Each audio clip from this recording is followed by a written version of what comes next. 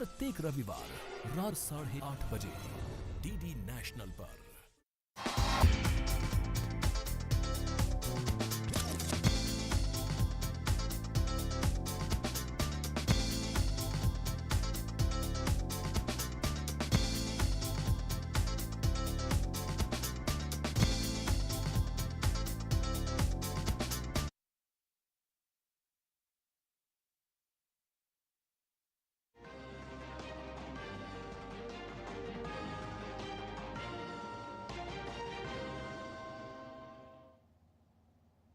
आदाब नाजरीन, उर्दू खबरों में आप सभी का खैर मकदम है। नजर डालते हैं इस वक्त की खास खबरों पर।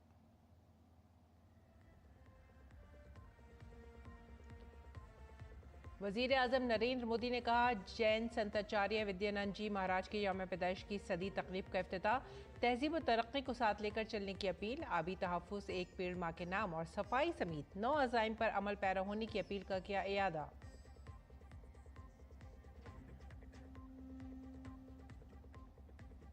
नायब सदर जमहूरिया जगदीप धनखड़ ने इमरजेंसी को बताया भारतीय जमहूरियत का सबसे स्याह दिन। कहा, इमरजेंसी के दौरान आइन के मेमारों की सोच के साथ हुआ धोखा।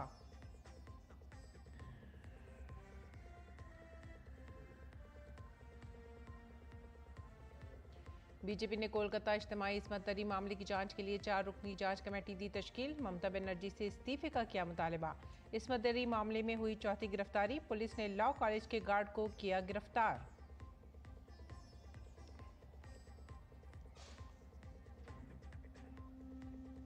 बिहार में रोजगार के साथ साथ नज़्म कानून पर जोर। वजीर आला नीतीश कुमार ने मुंतखब 21,391 नए सिपाहियों को सौंपे तकर्रुरी नामे। कहा, हमारी हुकूमत ने रियासत को जंगल राज से कराया आज़ाद।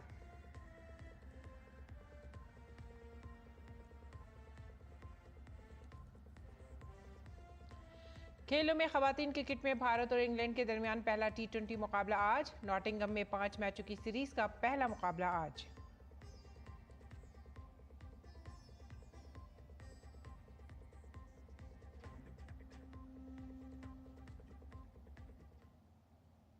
खबरें अब तफसील से।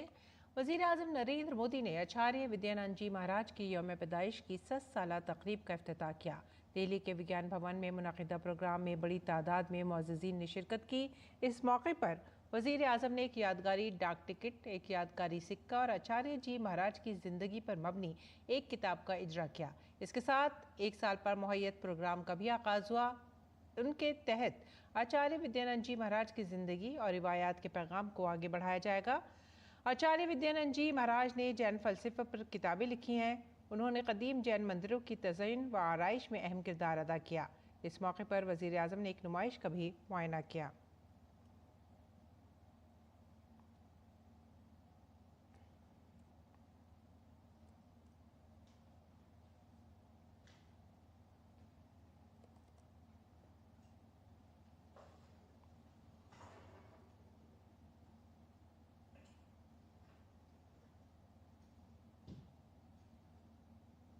इस फेस्टिवल में वज़ीर आज़म नरेंद्र मोदी को धर्म चक्रवर्ती के खिताब से नवाजा गया।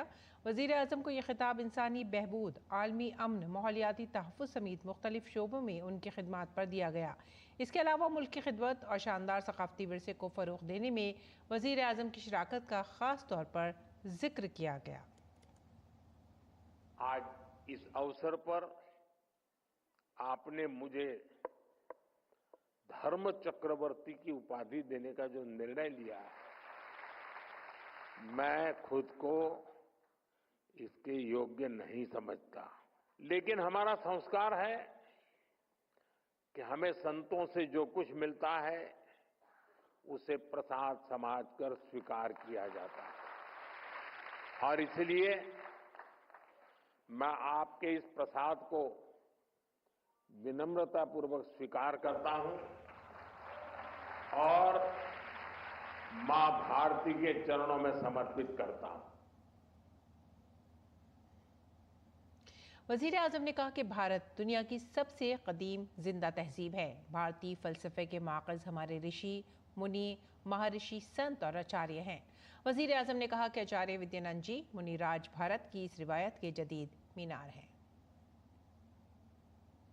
भारत सेवा प्रधान देश है। भारत मानवता प्रधान देश है। दुनिया में जब हजारों वर्षों तक हिंसा को हिंसा से शांत करने के प्रयास हो रहे थे, तब भारत ने दुनिया को अहिंसा की शक्ति का बोध कराया। हमारा सेवा भाव अनकंडीशनल है, स्वार्थ से परे है और परमार्थ से प्रेरित है। और वजीर-ए-आज़म नरेंद्र मोदी ने कहा कि उनकी हुकूमत ने प्राकृत को क्लासिकी ज़बान का दर्जा दिया। उन्होंने कहा कि हम भारत के कदीम मखतूतात को डिजिटल बनाने की मुहिम भी चला रहे हैं। वजीर-ए-आज़म ने कहा कि भारत खिदमत पर मबनी, इंसानियत पर मबनी मुल्क है। तकरीब से खिताब करते हुए आचार्य प्रज्ञा सागर जी महाराज ने वजीर-ए-आज़म नरेंद्र मोदी की क़यादत की सताइश की। उन्होंने ऑपरेशन सिंदूर का भी जिक्र किया। भगवान महावीर स्वामी कहते हैं, क्या है अहिंसा राजा की और प्रजा की, ना छेड़ेंगे किसी को कभी, और जो छेड़ेगा तो उसे छोड़ेंगे नहीं। जैसे जैसे जैसे आपने सिंदूर ऑपरेशन में करके दिखा दिया है। प्रज्ञा महाराज साहब ने कहा कि जो हमें छेड़ेगा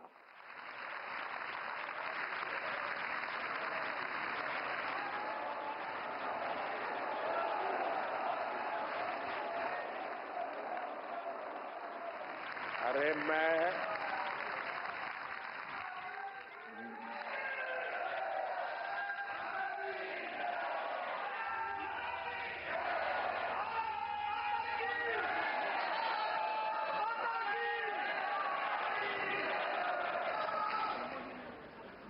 जैनियों के कार्यक्रम में हूं,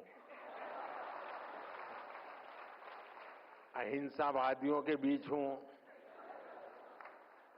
और अभी तो आधा वाक्य बोला हूं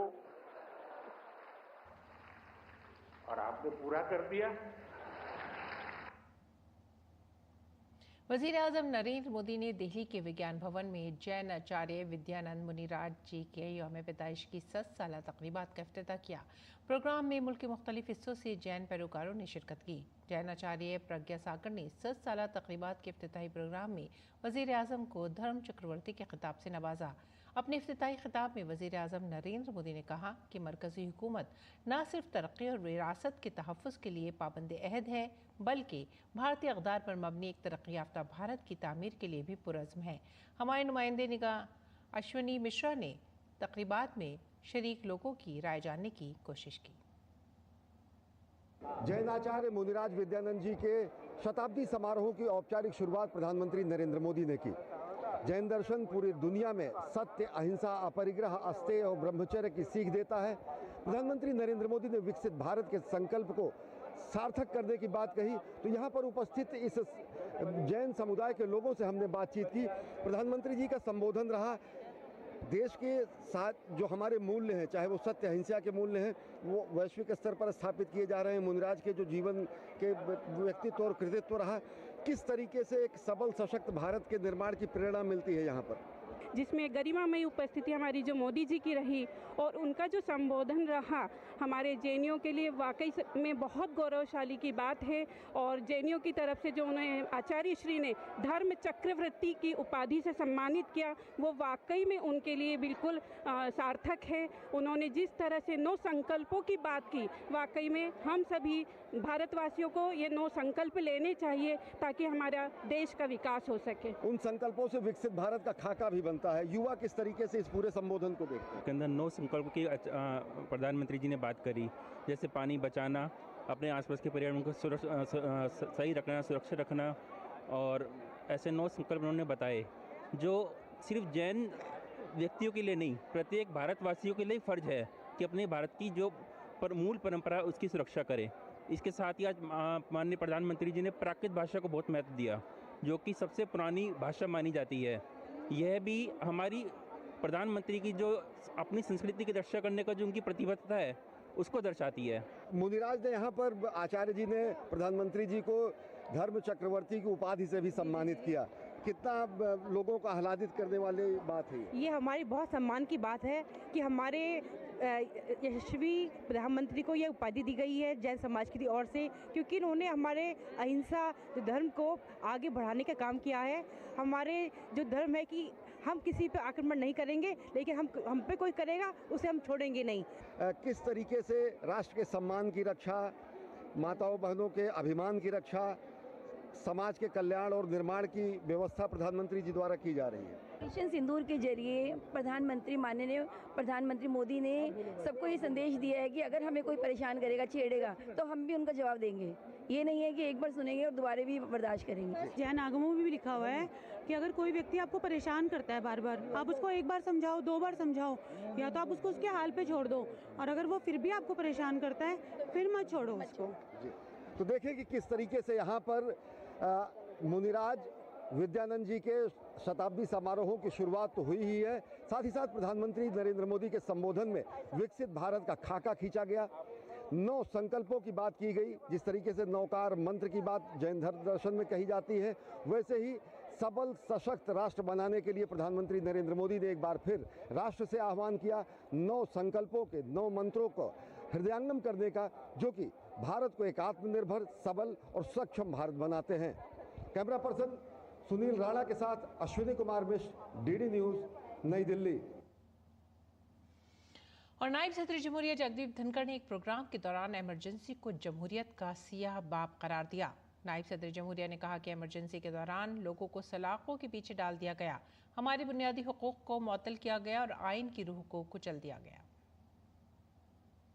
During emergency, the darkest period of Indian democracy, when people were behind the bars, fundamental rights were suspended, darkest period for the constitution of the country.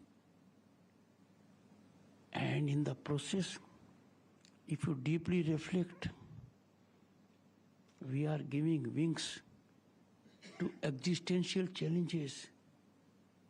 These words have been added as Nasur. These words will create upheaval. Addition of these words in the preamble during emergency signal betrayal of the mindset of the framers of the Constitution. और मरकजी वजीर मुमलिकत BL Verma ने झांसी में emergency पर एक programme में शिरकत की। इस दौरान उन्होंने कहा कि बीजेपी इमरजेंसी को यौम सियाह के तौर पर मना रही है। इस इमरजेंसी के दौरान जनसंघ से लेकर दूसरी पार्टियों के साथ साथ RSS के लोगों पर पाबंदी लगाई गई थी। उन्होंने साबिक वजीर आजम इंदिरा गांधी को निशाना बनाते हुए कहा कि उन्होंने सिर्फ अपनी कुर्सी बचाने के लिए मुल्क में इमरजेंसी नाफिज की थी। काल के लगने से जनसंघ से लेकर के हमारे अन्य पार्टियों के लोग, RSS पर प्रतिबंध लगाने से लेकर के जिस तरह से 21 महीने आपातकाल को जिस देश में झेला है, और मैं कहूँगा ये आपातकाल लगा, आपातकाल लगने के पीछे कोई देश पर संकट नहीं था। न जाने कितने लोगों के नाखून खींचने से लेकर के बिजली के झटके लगाने से लेकर, और ऐसे ही जेल में डाल दिया, और उसमें लगभग 1,40,000 लोगों के लिए पूरा देश जेल खाना बना दिया। केवल भाजपा के, जनसंघ के और पार्टी के नेताओं को जेल में नहीं डाला, बल्कि आपकी प्रेस की आजादी पर भी प्रतिबंध। अगली खबर मगरबी बंगाल से। मगरबी बंगाल के दारुल हुकूमत कोलकाता में लॉ कॉलेज की तालिबा के साथ इज्तिमाई इस्मत दरी के मामले में पुलिस ने एक और गिरफ्तारी की है। पुलिस ने लॉ कॉलेज के गार्ड पनाकी बनर्जी को गिरफ्तार कर लिया है। तालिबा की इज्तिमाई इस्मत दरी मामले में ये चौथी गिरफ्तारी है। इसके साथ ही पुलिस ने मरकजी मुलजिम समेत 3 दीगर लोगों को पहले ही गिरफ्तार कर लिया था, जिसमें मोनजीत मिश्रा, ज़ेब अहमद, प्रोमीत मुखोपाध्याय को गिरफ्तार किया गया है। FIR के मुताबिक 24 साल मुतासरा लड़की को कॉलेज के गार्ड रूम के अंदर मुबैना तौर पर ज़्यादती का निशाना बनाया गया। मरकजी मुलजिम ने इसे बार बार मारा और धमकियां दी, जबकि 2 दीगर खड़े खड़े देखते रहे। उसने ये भी इल्ज़ाम लगाया कि वाक़े के दौरान कॉलेज का गेट बंद कर दिया गया था और सिक्योरिटी गार्ड को बाहर इंतज़ार करने पर मजबूर किया गया था। पनाकी को कस्बा पुलिस ने कॉलेज कैंपस में पेश आने वाले वाक़े में मुलविस होने के शुबे में गिरफ्तार किया है। इससे कबल अदालत ने तीनों मुलज़मीन को 4 दिन की पुलिस हिरासत में भेज दिया है। मुतासरा लड़की का बयान जुडिशल मजिस्ट्रेट के सामने रिकॉर्ड कराया गया है। मेडिकल में इज्तिमाई इस्मत दरी की तस्दीक हुई है। और कोलकाता इज्तिमाई इस्मत दरी मामले पर बीजेपी ने मगरबी बंगाल हुकूमत को सख्त तनकीद का निशाना बनाया है। बीजेपी ने मगरबी बंगाल की वज़ीर आला ममता बनर्जी से मुतालबा किया है कि वो इस वाक़े पर मुआफ़ी मांगे और वज़ीर आला के ओहदे से इस्तीफ़ा दें। कस्बा इज्तिमाई इस्मत दरी मामले पर बीजेपी के तर्जुमान संबित पात्रा ने कहा है कि रियासत में खातून वज़ीर आला होने के बावजूद ख़वातीन के तई इतनी बेहिसी और जुल्म क्यों है। 25 जून के दिन कस्बा लॉ कॉलेज में जिस प्रकार का एक जघन्य गैंग रेप का केस हुआ है, उसको लेकर आज पूरे भारतवर्ष में, पूरे हिंदुस्तान में एक दुख का माहौल है, अचरज का माहौल है कि आखिर बंगाल किस तरफ बढ़ रहा है। रह रह के बंगाल से इस प्रकार की रेप की घटनाएं, चाहे वो आरजी कार का विषय हो, चाहे आज कस्बा लॉ कॉलेज का विषय हो, रह रह के उस प्रदेश से जहां एक महिला मुख्यमंत्री है, महिलाओं के प्रति संवेदनशीलता होनी चाहिए, वहां इस प्रकार की संवेदनहीनता, इस प्रकार की ब्रुटैलिटी आखिर क्यों है। बीजेपी ने इस्मत दरी मामले को सियासी नज़रिया से मुतासिर एक वहशियाना फेल करार दिया। संबित पात्रा ने इल्ज़ाम लगाया कि इस घिनौने जुर्म का सियासी जाविया है, क्योंकि मरकजी मुलजिम मनोजीत मिश्रा टीएमसी के तलबा विंग का सेक्रेटरी रह चुका है और टीएमसी का रुकन भी है। और मगरबी बंगाल असेंबली में कायदे हिज़्ब इख्तिलाफ के रेप केस को देखा जाए, विक्टिम ने खुद स्टेटमेंट जारी किया है, लिखित स्टेटमेंट। उसको ध्यान से पढ़ा जाए तो एक बात स्पष्ट होता है कि यह पूरा गैंग रेप का जो कुचक्र हुआ है, यह कहीं ना कहीं स्टेट स्पॉन्सर्ड ब्रूटैलिटी है, एक राजनैतिक दृष्टिकोण से प्रेरित जघन्य क्रूरता है, क्योंकि इसमें एक कॉलेज के यूनियन का संबंध है।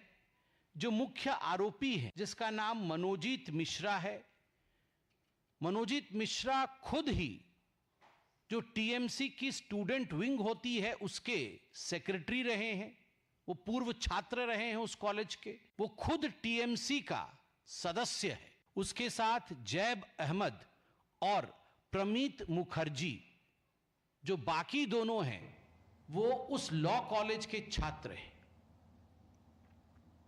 और मगरबी बंगाल असेंबली में कायदे हिज़्ब इख्तिलाफ शुवेंदु अधिकारी ने कोलकाता में मुबैना इज्तिमाई इस्मत दरी मामले पर ममता बनर्जी हुकूमत को तनकीद का निशाना बनाया।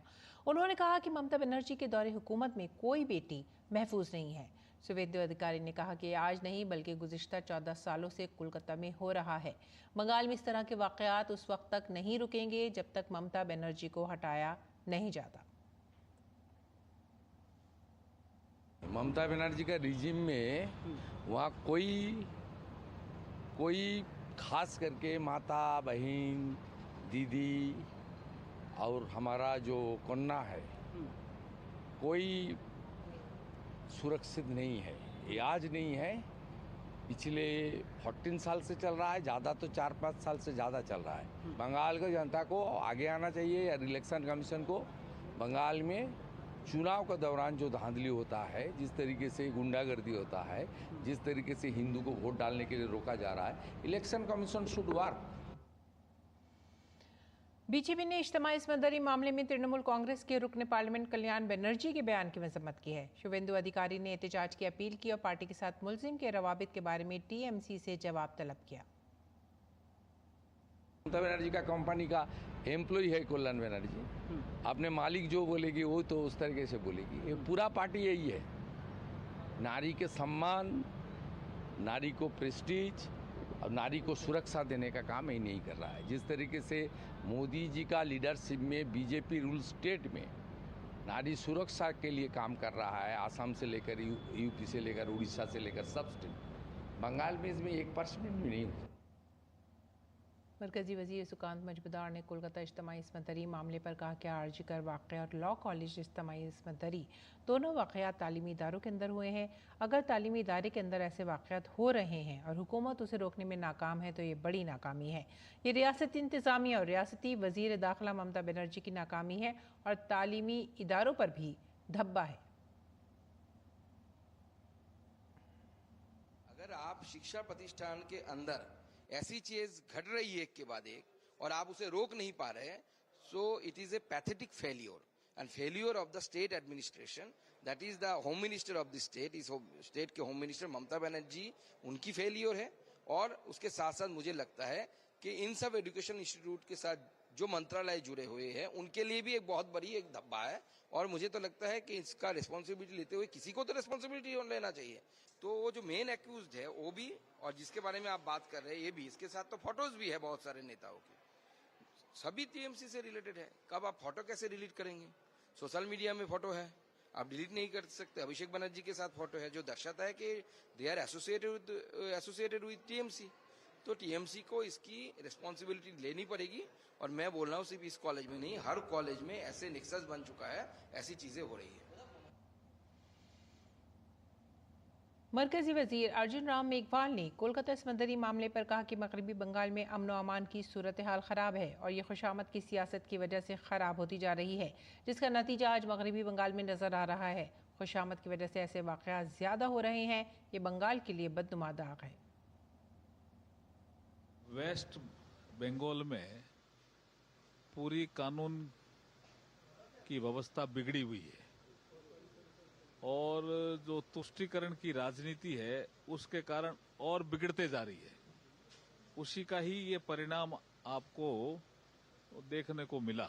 ये अपीचमेंट पॉलिसी के कारण इस तरह की घटनाएं ज्यादा हो रही है। ये बंगाल के लिए दुर्भाग्यपूर्ण स्थिति है, कलंक है बंगाल पे।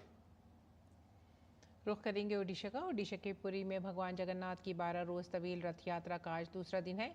पुरी में भगवान जगन्नाथ, भगवान बलभद्र और देवी सुभद्रा की आलमी शोहरत याफ्ता रथ यात्रा का पहला मरहला मुकम्मल हो गया है।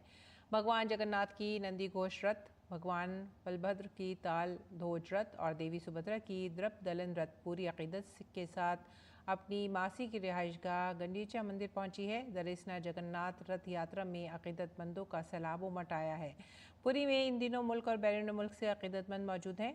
काबिल ज़िक्र है कि गंडीचा मंदिर मरकजी मंदिर से तकरीबन 3 किलोमीटर दूर है।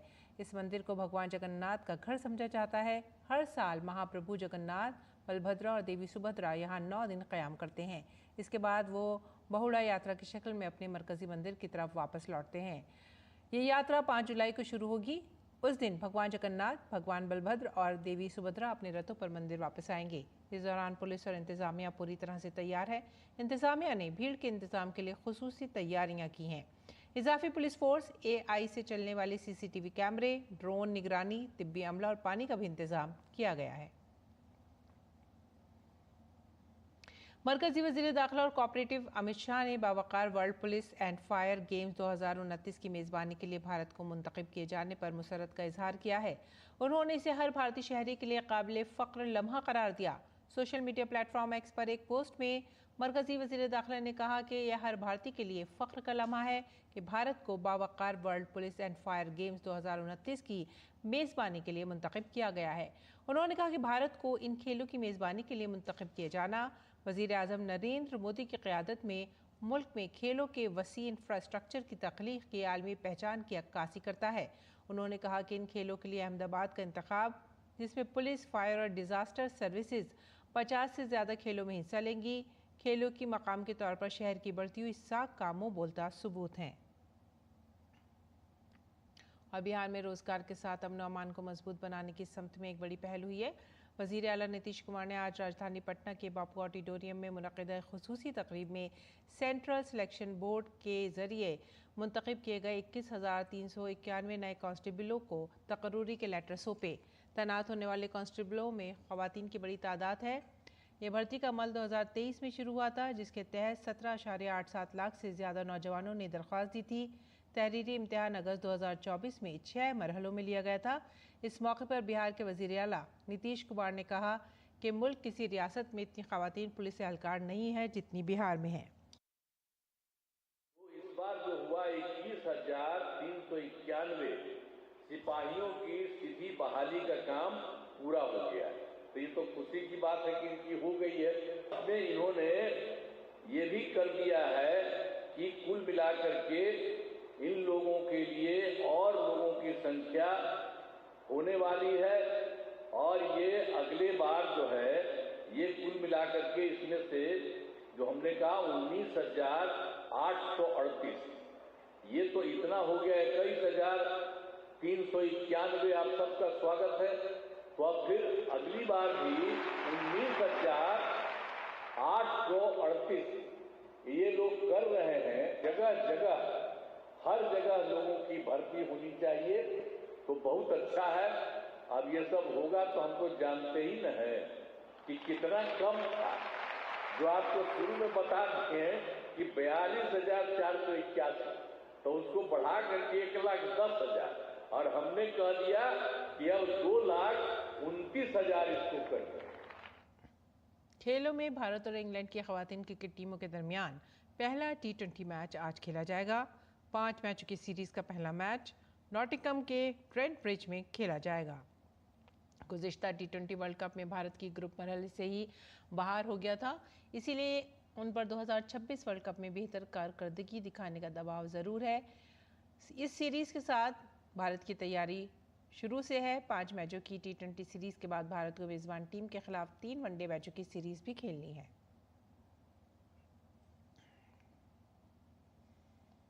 और इसी के साथ ही आप हमारी पूरी टीम को दीजिए इजाज़त। आदाब।